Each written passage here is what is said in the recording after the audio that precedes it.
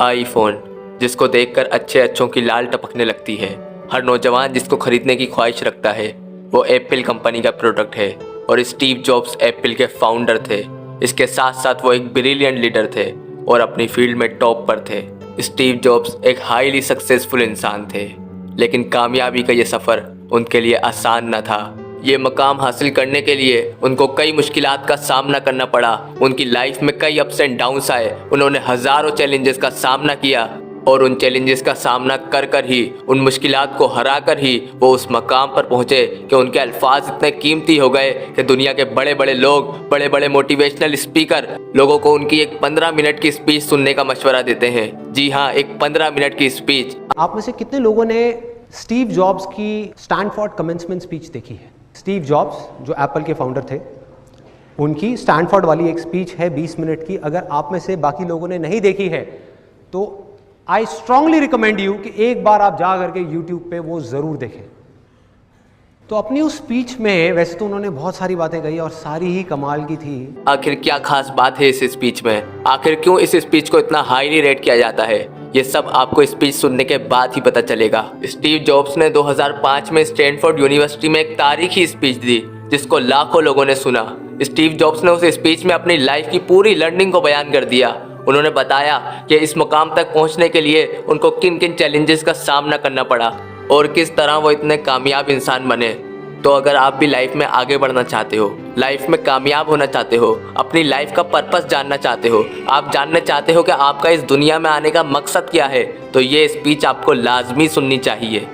इस स्पीच में आपको आपके तमाम सवालों का जवाब मिल जाएगा। बस शर्त यह है कि इस स्पीच को पूरे फोकस के साथ एंड तक देखना। स्टार्ट के शायद 2 मिनट आपको बोरिंग लगे, लेकिन उसके बाद ही असल लर्निंग स्टार्ट होगी। उसके बाद ही आपका माइंड, आपके थॉट्स नेक्स्ट लेवल पर पहुंच जाएंगे। तो बिना टाइम वेस्ट के स्टार्ट करते हैं। मेरे लिए बहुत खुशकिस्मती का मौका है कि मैं आज दुनिया की बेहतरीन यूनिवर्सिटी स्टैनफोर्ड की एक तकरीब में आपके सामने हूँ। सच तो यह है कि मैं कॉलेज से ग्रेजुएट नहीं हूँ, बल्कि ये मेरी ज़िंदगी का पहला मौका है कि मैं कॉलेज ग्रेजुएट्स को इतने करीब से देख रहा हूँ। मैं आज आपको अपनी ज़िंदगी की 3 कहानियाँ सुनाऊँगा और कोई बड़ी बात नहीं करूँगा। मेरी पहली कहानी है कनेक्टिंग डॉट्स, नुक्तों को जोड़ना। मैंने रीड कॉलेज को पहले 6 महीनों में ही छोड़ दिया और इसी हालत में तकरीबन 18 महीने रहा, यहाँ तक कि पूरी तरह कॉलेज छोड़ दिया। सवाल ये है कि मैंने कॉलेज क्यों छोड़ा। इसकी शुरुआत होती है जब मैं पैदा भी नहीं हुआ था। मेरी सगी माँ एक जवान गैर शादीशुदा कॉलेज ग्रेजुएट थी। उसने फैसला किया कि वह मुझे किसी को गोद दे देगी। मेरी माँ की ये ख्वाहिश थी कि वो किसी कॉलेज ग्रेजुएट को ही गोद दे। फिर फैसला हुआ कि मैं एक वकील और उसकी बीवी को सुपुर्द कर दिया जाऊँगा, मगर आखिरी वक्त में उन्होंने ये फैसला कर लिया कि उन्हें एक लड़की चाहिए। उस वक्त मेरे माँ बाप को, जिन्होंने मुझे पाला है, उनको फ़ोन आया कि हमारे यहाँ एक लड़का पैदा हुआ है, क्या आप उसे गोद लेना चाहेंगे? उन्होंने फ़ौरन हामी भर दी। जब मेरी माँ को ये पता चला कि ये लोग पढ़े लिखे नहीं हैं, तो उन्होंने अडॉप्शन पेपर पर सिग्नेचर करने से इनकार कर दिया।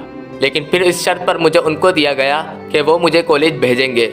मेरे वालिदैन ने मेरी सगी माँ से वादा किया कि आपका बेटा ज़रूर कॉलेज जाएगा।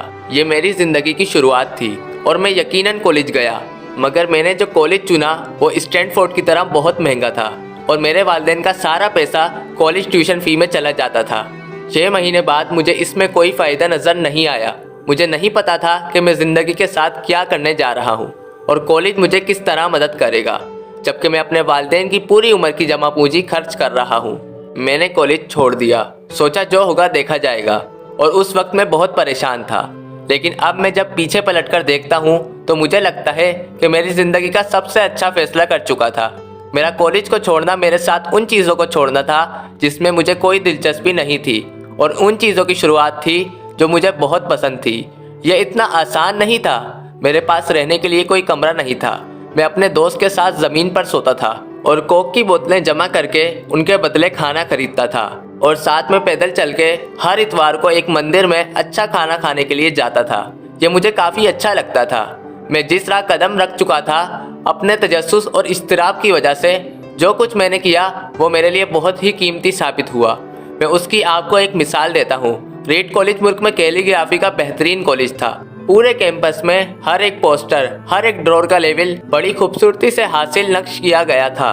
क्योंकि मैं कॉलेज छोड़ चुका था, रेगुलर क्लासेस नहीं लेना चाहता था। इसलिए मैंने कैलीग्राफी सीखने के लिए उसकी क्लास ज्वाइन कर ली।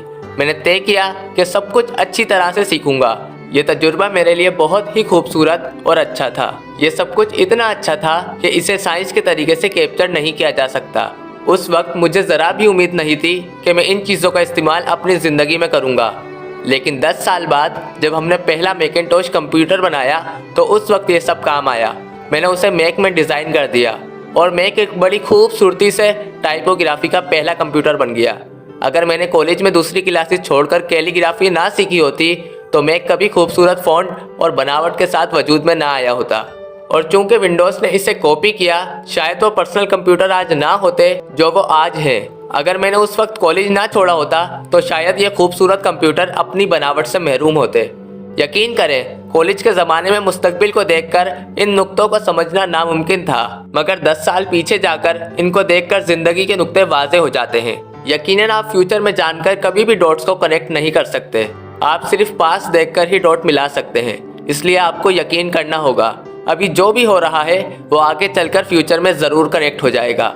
इसलिए आपको किसी न किसी पर यकीन करना ही होगा, अपनी सलाहियत पर, अपनी किस्मत पर, अपनी ज़िंदगी पर, अपने काम पर, क्योंकि यही चीज़ आपको आपके दिल की आवाज़ सुनने की हिम्मत देती है। असल आवाज़ सुनने की हिम्मत, जब आप बिल्कुल अलग रास्ते पर चल रहे होंगे।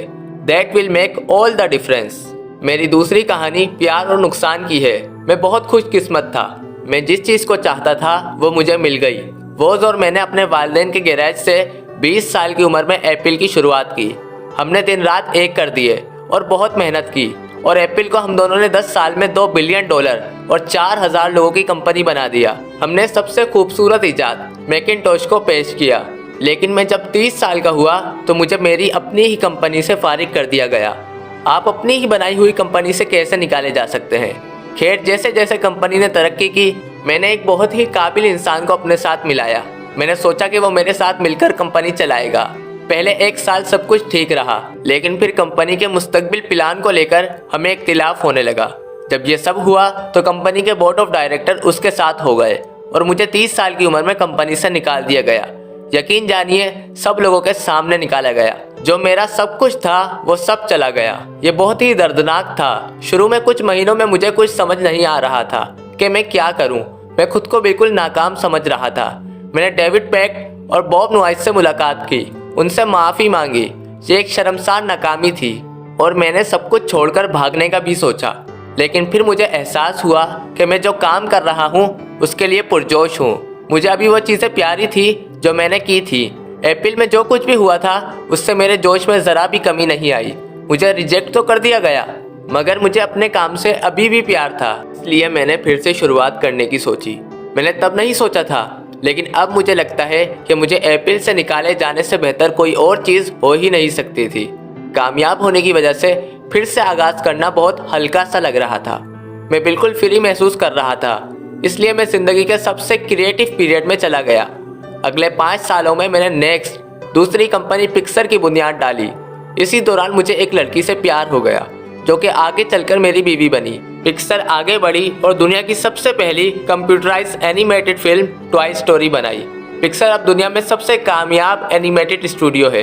कुदरत का करना ऐसा हुआ कि नेक्स्ट कंपनी को एप्पल ने खरीद लिया और मैं एप्पल में वापस आ गया। और नेक्स्ट ही वो टेक्नोलॉजी थी जिसने एप्पल को नई जिंदगी दी, और आज एप्पल नेक्स्ट की टेक्नोलॉजी इस्तेमाल करता है। मैं यकीन के साथ कह सकता हूँ कि अगर मुझे एप्पल से ना निकाला जाता तो मैं ये सब कुछ नहीं कर सकता था। ये सब एक कड़वी दवा की तरह था, मगर मरीज को ये दवा ज़रूरी थी।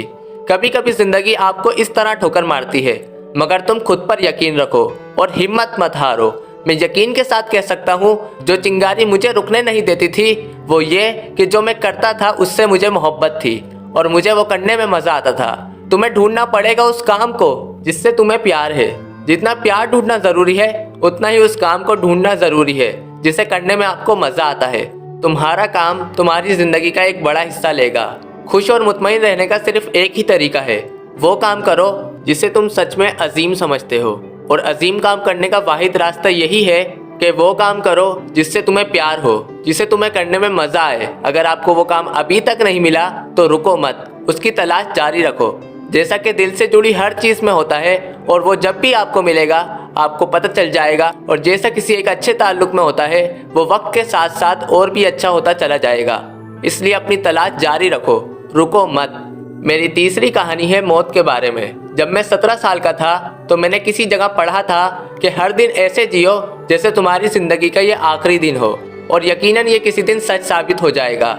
और उसने मेरे दिमाग पर बहुत ही गहरा असर छोड़ा, और तब से पिछले 33 सालों से मैंने हर सुबह उठ के शीशे में देखा है और खुद से सवाल किया है कि अगर आज मेरी ज़िंदगी का आखिरी दिन होता तो क्या मैं वो करता जो मैं आज करने वाला हूँ। और जब कई दिन तक लगातार जवाब नहीं मिलता तो मैं समझ जाता हूँ कि कुछ बदलने की ज़रूरत है, मैं जल्दी मरने वाला हूँ। इस सोच ने मेरी ज़िंदगी के बहुत फैसले करने में मेरी मदद की है, क्योंकि मैं जब भी मौत के बारे में सोचता हूँ मेरी सारी उम्मीदें, सारा गुरूर, नाकाम होने का डर, सब कुछ गायब हो जाता है, और फिर वही बनता है जो वाकई में ज़रूरी होता है। इस बात को याद रखना कि एक दिन मरना ही है। किसी चीज़ के खोने के डर को भगाने का सबसे अच्छा तरीका है ऐसा कोई सबब नहीं कि आप अपने दिल की ना सुने। तकरीबन 1 साल पहले मुझे पता चला कि मुझे कैंसर है। सुबह 7:30 बजे मेरा स्कैन हुआ, जिसमें साफ साफ दिख रहा था कि मेरे पैनक्रियास में ट्यूमर है। मुझे नहीं पता था कि पैनक्रियास किसे कहते हैं। डॉक्टर्स ने बताया कि मुझे लाइलाज कैंसर हुआ है, मैं 3 से 6 महीने ही जिंदा रह पाऊंगा। डॉक्टर ने मुझे मशवरा दिया कि मैं घर जाऊं और अपनी सारी चीज़ें तरतीब दूं, जिसका आसान मतलब ये होता है कि आप मरने की तैयारी करें। इसका मतलब आप अपने बच्चों से जो बातें अगले 10 सालों में करना चाहते थे वो एक चंद महीनों में कर लें। इसका एक मतलब ये भी होता है कि आप सब कुछ ऐसे तरतीब कर लें कि आपकी फैमिली को कम से कम परेशानी हो, और इसका एक मतलब ये भी होता है कि आप सबको गुड बाय बोल दीजिए। पूरा दिन मैं यही सोचता रहा।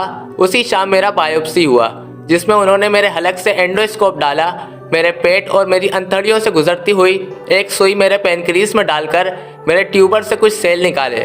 मैं तो बेहोश था, मगर मेरी बीवी जो वहाँ मौजूद थी उसने बताया, जब डॉक्टर ने माइक्रोस्कोप से मेरे सेल देखे तो वो रो पड़ा। दरअसल सेल देखकर डॉक्टर समझ गया कि मुझे बहुत ही हैरानकुन कैंसर है, जो सिर्फ सर्जरी से ही ठीक हो सकता है। मेरी सर्जरी हुई और खुशकिस्मती से अब मैं ठीक हूँ। मौत के इतना करीब इससे पहले मैं कभी नहीं पहुँचा, और उम्मीद करता हूँ अगले कुछ सालों तक पहुँचूंगा भी नहीं। ये सब कुछ देखने के बाद और भी यकीन के साथ कह सकता हूँ कि मौत एक इंतहाई मुफीद तस्वुर है। कोई भी शख्स मरना नहीं चाहता, यहाँ तक कि जो जन्नत में जाना चाहते हैं वो भी नहीं। लेकिन हकीकत यह है, मौत हमारी तकदीर है जिससे आज तक कोई नहीं बच पाया, और वो ऐसे ही है जैसे उसे होना चाहिए, क्योंकि शायद मौत ही जिंदगी का सबसे बड़ा शाहकार है। ये जिंदगी को बदलती है, पुराने लोगों को हटाकर नए लोगों का रास्ता खोलती है, और इस वक्त वो नए आप हैं। लेकिन ज्यादा देर नहीं, कुछ ही दिनों में आप भी पुराने हो जाएंगे और रास्ते से साफ हो जाएंगे।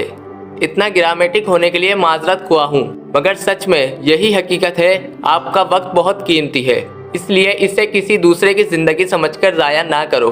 बेकार सोचों में ना पड़ो, अपनी जिंदगी को दूसरों के हिसाब से ना जियो, दूसरों की आवाज़ से अपने अंदर की आवाज़ को ना दबने दो। आपके अंदर की आवाज़ जानती है कि आपको क्या करना चाहिए, बाकी सब गैर ज़रूरी है।